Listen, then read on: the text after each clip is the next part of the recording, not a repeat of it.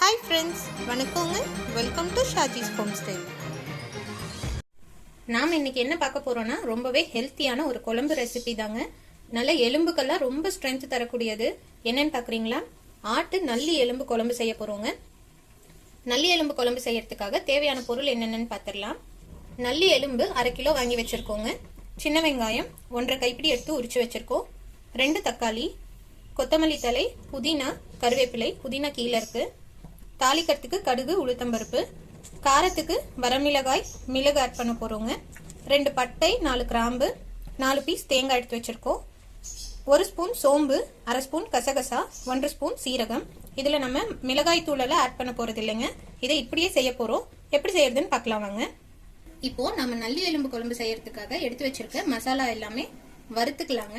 அதுக்காக குக்கர்ல 1 ஸ்பூன் நல்லெண்ணெய் ஊத்துறேன். நல்லெண்ணெயில தான் நம்ம வறுத்து எடுக்க போறோம். எண்ணெய் சூடானதும் நம்ம எடுத்து வச்சிருக்க 4 லவங்கம், ஒரு சின்ன துண்டு பட்டை ஆட் பண்ணிக்கலாங்க. இது கூடவே நம்ம எடுத்து வச்சிருக்க சோம்பு, சீரகம், கசகசா, 1/2 ஸ்பூன் மிளகு ஆட் பண்ணிக்கலாங்க. இது கூடவே நம்ம காரத்துக்கு தகுந்த மாதிரி வரமிளகாய் ஆட் பண்ணிக்கலாம். இதுல நம்ம மிளகாய் தூள் ஆட் பண்ண போறது இல்ல, சோ நம்ம காரத்துக்கு தகுந்த மாதிரி ஆட் பண்ணிக்கலாங்க. இப்போ இதை நல்லா வதக்கி விட்டுக்கலாம்.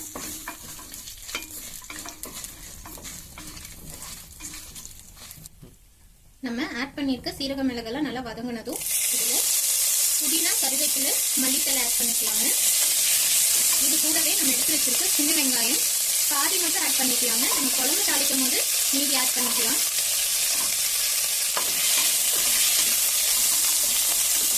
இது நல்லா வதக்கிக்கலாம். வெங்காயம் ஓரளவுக்கு வதங்கிடுச்சுங்க. இதுல நம்ம எடுத்து வச்சிருக்க தக்காளி ஆட் பண்ணிக்கலாம். ஒரு தக்காளி மட்டும் ஆட் பண்ணிட்டு இதை வதக்கிக்கலாம். இதை நம்ம அரைக்க தான் போறோம். ஸோ ரஃப்பாக கட் பண்ணிங்கன்னாவே போதும். இது கூடவே நீங்கள் இஞ்சி பூண்டு ஆட் பண்ணிக்கலாங்க. நான் இஞ்சி பூண்டு பேஸ்ட்டாக வச்சிருக்கனால நான் வதக்கும் போது தான் ஆட் பண்ண போகிறேன், குழம்பு தாளிக்கும் போது. தக்காளி நல்லா வதங்கிடுச்சுங்க. இது கூட ஒரு 4-5 பீஸ் தேங்காய் மட்டும் ஆட் பண்ணி ஒரு மிக்ஸ் பண்ணி ஸ்டவ் ஆஃப் பண்ணிடலாம். இதை நம்ம அரைச்சி எடுத்துகிட்டு வந்துடலாங்க. பேஸ்ட் மாதிரி ஆறுனதும் நம்ம வதக்கின மசாலாலாம் ஆறுறதுக்கு எடுத்து வச்சாச்சுங்க. இது கூட இப்போ நம்ம குழம்பு தாளிக்க போகிறோம். ஒரு 5 ஸ்பூன் எண்ணெய் ஊற்றிக்கலாங்க, நல்லெண்ணெய். 1 ஸ்பூன் விளக்கெண்ணெய் ஊற்றிடலாம். 5 ஸ்பூன் நல்லெண்ணெய் ஆட் பண்ணிட்டேங்க. இது கூட ஒரே 1 ஸ்பூன் விளக்கெண்ணெய் மட்டும் ஆட் பண்ணிக்கலாம். விளக்கெண்ணெய் ஆட் பண்ணும் போது எலும்பெல்லாம் சீக்கிரமாக வேகுங்க, நல்லா சாஃப்டாக வேகும். எண்ணெய் சூடானதும் நம்ம எடுத்து வச்சிருக்க 1/2 ஸ்பூன் கடுகு, உளுத்தம்பருப்பு, சீரகம் ஆட் பண்ணிக்கலாங்க. கடுகு பொரியட்டும். கடுகு பொரிஞ்சதும் நம்ம எடுத்து வச்சிருக்க சின்ன வெங்காயம் முழுசாவே ஆட் பண்ணிக்கலாங்க. இதை வதக்கிக்கலாம். இது கூடவே கருவேப்பிலை ஆட் பண்ணிக்கலாங்க. ஆட் பண்ணி நல்லா வதக்கிடலாம். வெங்காயம் ஓரளவுக்கு வதங்கினதும் நம்ம கட் பண்ணி வச்சிருக்க தக்காளி ஆட் பண்ணிக்கலாங்க. தக்காளி ஆட் பண்ணி ஓரளவுக்கு வதங்கினதும் 1 ஸ்பூன் இஞ்சி பூண்டு பேஸ்ட் ஆட் பண்ணிக்கலாங்க. ஆட் பண்ணி இதையும் நல்லா வதக்கி விட்டுடலாம்.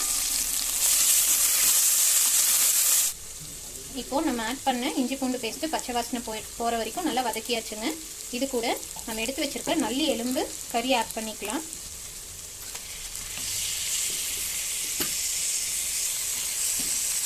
கறி ஆட் பண்ணிட்டு இதை நல்லா வதக்கி விடலாங்க.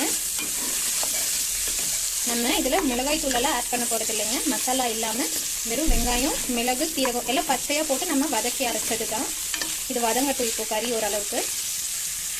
ஓரளவுக்கு வதங்கிடுச்சுங்க. இப்போ இந்த டிஷ்க்கு தேவையான அளவில் பாதி அளவு உப்பு ஆட் பண்ணிக்கலாம். ஆட் பண்ணி நல்லா மிக்ஸ் பண்ணி விடலாங்க.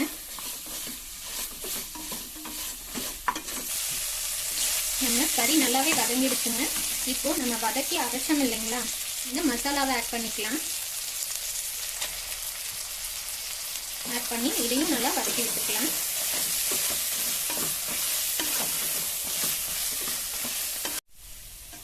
நம்ம ஆட் பண்ண மசாலாவோட கறியை நல்லா வதக்கிட்டு இப்போ இந்த குழம்புக்கு தேவையான அளவு தண்ணி ஆட் பண்ணிக்கலாங்க. எலும்பு வேகணும்.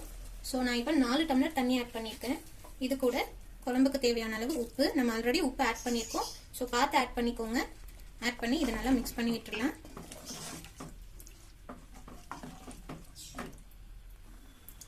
தண்ணி ஊற்றி சைட்லலாம் நல்லா எடுத்து விட்டுட்டு மூடி வச்சிடலாங்க. உப்பு செக் பண்ணிக்கோங்க. தேவையான அளவு உப்பு ஆட் பண்ணிட்டு மூடி வச்சிடலாம். குக்கர் மூடி வச்சுட்டு ஆவி வர ஆரம்பிச்சதும் விசில் போட்டுடலாங்க. ஒரு 6 விசில் விட்டு எடுத்துக்கலாம். 6 விசில் விட்டாச்சுங்க. விசில் அடங்கிடுச்சு. ஓபன் பண்ணி பார்த்துடலாம். நல்லா எண்ணெய் பிரிஞ்சு வந்திருக்கு இல்லைங்களா? இது மறுபடியும் பற்ற வச்சுட்டு நல்லா மிக்ஸ் பண்ணி விடலாங்க. கொஞ்சம் தண்ணியா இருக்கு.